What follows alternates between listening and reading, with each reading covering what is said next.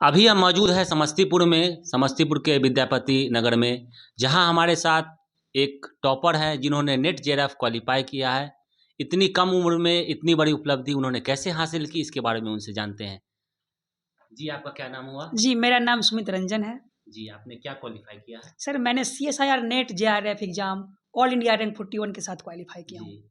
इस एग्ज़ाम को क्वालिफाई करने के बाद क्या बनते हैं? सर इस एग्ज़ाम के को क्वालीफाई करने के बाद 2 ऑप्शन हैं। ऑप्शन 1 ये है कि आप कहीं भी असिस्टेंट प्रोफ़ेसर के तौर पे आपकी मतलब एलिजिबिलिटी हो गई कि आप असिस्टेंट प्रोफ़ेसर बन सकते हैं। और जेआरएफ यानी it means junior research fellowship यानी अब आप पीएचडी कर सकते हैं। जी, तो आप अपने पहले के पढ़ाई के बारे में बताइए कि इससे पहले आपने कहाँ से पढ़ाई की और क्या-क्या आपके सब्जेक्ट्स थे? जी, तो सर मेरी मतलब मैंने मैट्रिक अपने गाँव के ही मेरा मेरा गाँव गढ़सी से हुआ। विद्यापति नगर प्रखंड के गढ़सी जी, से गाँव से मैं हाँ। हूँ। मैंने अपनी मैट्रिक जो है वो विद्यापति हाई स्कूल से किया था हुँ, और उस टाइम जब मैं मैट्रिक में था तो मेरे मैथ में काफ़ी ज़्यादा इंटरेस्ट थे। जी, जिसकी वजह से मुझे मैट्रिक के एग्ज़ाम में 100 में से 99 मार्क्स आए थे। उसके बाद मैंने वहाँ से मैट्रिक पास किया, तो फिर उस टाइम तो पता होता ही नहीं है कि आगे क्या करना है। फिर मैंने इंटर में एडमिशन ले लिया और इंटर के लिए मैंने अपने डिस्ट्रिक्ट में समस्तीपुर आ गया था और मैंने यहाँ से इंटर की पढ़ाई की और मतलब उसके बाद इंटर पास किया पीसीएम सब्जेक्ट से। हुँ, फिर उसके बाद मैंने बीएससी बीआरबी कॉलेज समस्तीपुर से मैंने बीएससी अपना ग्रेजुएशन कंप्लीट किया और ग्रेजुएशन कंप्लीट करने के बाद अभी मैं समस्तीपुर कॉलेज समस्तीपुर में एमएससी कर रहा हूँ मैथ सब्जेक्ट से। और अभी मैं पीजी थर्ड सेमेस्टर का एमएससी थर्ड सेमेस्टर का स्टूडेंट हूँ। और जब मैं एमएससी में एडमिशन लिया था तो उसी टाइम मुझे नेट जेआरएफ एग्ज़ाम के बारे में पता चला कि प्रोफेसर बनने के लिए ये एग्ज़ाम निकालने होते हैं। हुँ, तो फिर मैंने इस एग्ज़ाम की तैयारी में लग गया। जी। तो इतनी बड़ी सफलता आपको मिली है, इसका श्रेय आप किनको देना चाहेंगे? सर इसका श्रेय सबसे पहले तो मेरे घरवालों को जाता है क्योंकि हुँ, उन्होंने मुझे हमेशा सपोर्ट किया जी, कि हाँ मतलब उन्होंने सही डायरेक्शन दिया, उन्होंने अच्छे से गाइड किया, हुँ, जिसकी वजह से मैंने अच्छे से पढ़ा पढ़ा और हुँ, आज पूरे भारत में ऑल इंडिया रैंक 41 मतलब जी, अपने नेट जेआरएफ एग्ज़ाम मैथमेटिकल हुँ। साइंस में मैंने प्राप्त किया। जैसे कि बड़े स्टूडेंट जो है दिल्ली, कोटा, बड़े-बड़े शहरों का रुख करते हैं, फिर भी कहीं न कहीं उनको निराशा मिलती है, लेकिन आपने अपने होम टाउन से ही इतनी बड़ी उपलब्धि हासिल की है। तो जो छात्र बाहर रह के पढ़ाई कर रहे हैं, उनको आप क्या संदेश देना चाहेंगे और उनको इस सफलता का क्या सीक्रेट है जो आप छात्रों के साथ शेयर करना चाहेंगे?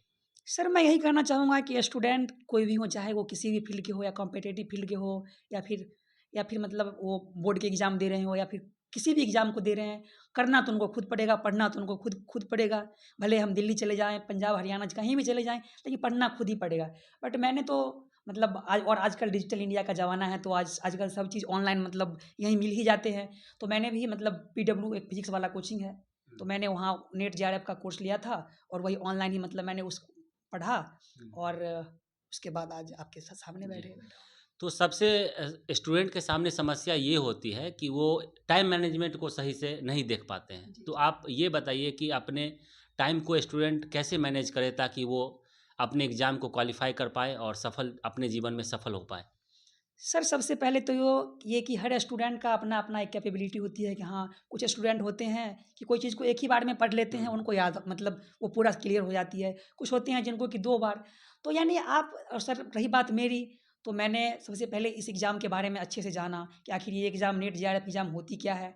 और मैंने इस एग्ज़ाम को जाना, इसमें क्वेश्चन क्या पूछे जाते हैं, कहाँ से पूछे जाते हैं, इन सारी चीज़ों को जान के अपना एक स्ट्रैटेजी बनाया कि हाँ, इसको कैसे करने हैं और मैंने एक लिमिटेड टाइम में यानी हुँ, कि मैंने एमएससी में एडमिशन लिया था और मैं अभी एमएससी थर्ड सेमेस्टर में हूँ जी। और जी और मैंने एक लिमिटेड टाइम में और मतलब पूरी प्रिपरेशन को एक मतलब सेलेक्टिव स्टडी के तौर पर मैंने इसको मतलब किया है। मतलब आपने स्मार्ट स्टडी किया। यस, यस, हुँ। Yes sir.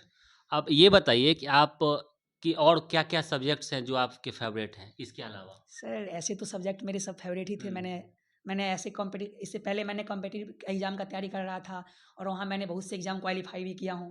हुँ, बट जैसे कि मैंने सीजीएल क्वालीफाई किया था, एसएससी सीजीएल 2022 वाला, तो उसमें उसमें मैंने क्वालीफाई एग्ज़ाम कर गया, पीटी मेंस दोनों हो चुके थे, बट मेरा ग्रेजुएशन का रिज़ल्ट ही नहीं आया था। एलएनएम में मैंने मतलब रिज़ल्ट ही नहीं दिया था, हुँ। जिसकी वजह से मैं वहाँ जॉइन नहीं कर पाया। तो उसके बाद इधर मतलब हमेशा से मतलब सर मैं पढ़ाई के प्रति एक हुँ, मतलब अपना इंटरेस्ट काफ़ी अच्छा जी। रहा है। और आपके कोई स्पोर्ट्स जो आप खेलते हो, जो आपको कुछ रुचि बताइए अपने बारे हॉबी के बारे में थोड़ा जानकारी दीजिए? सर मैं पहले क्रिकेट गाँव में था तो क्रिकेट खेला करता हुँ, था। हुँ। बट जब से मतलब कॉलेज आया हूँ तो उसके बाद से यहाँ पे बाहर मतलब हाँ, यहाँ पे नहीं मेन खेलता हूँ। पढ़ाई पर ही फोकस यस सर, बस है। ओनली। ओके।